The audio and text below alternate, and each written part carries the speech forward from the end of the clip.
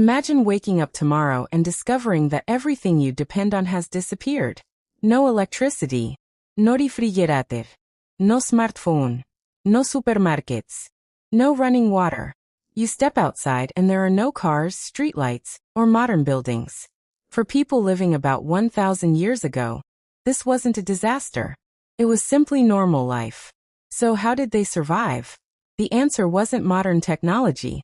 It was knowledge, preparation, adaptation, and community.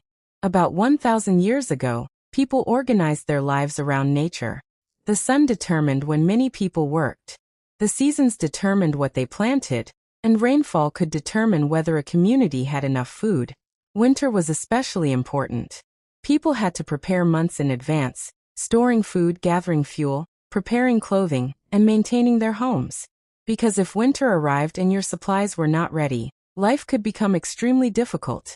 Food was one of the biggest challenges. Farmers grew crops such as wheat, barley, rye, oats, and millet. Some treatments were useful.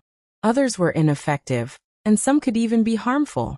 Surgery existed in various forms, and people knew how to treat certain wounds and set broken bones.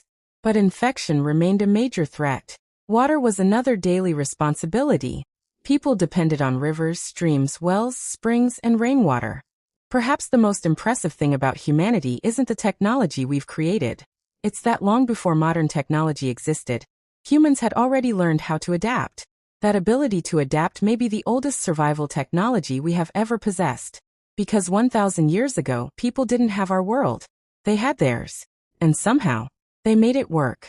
If you enjoyed this journey into the past, subscribe for more stories about how humans lived, survived, and changed the world long before modern technology. And in the next episode, we could go even deeper. What would actually happen if a modern person was suddenly dropped into the world of 1,000 years ago? Would you survive? Or would the past defeat you in the first week?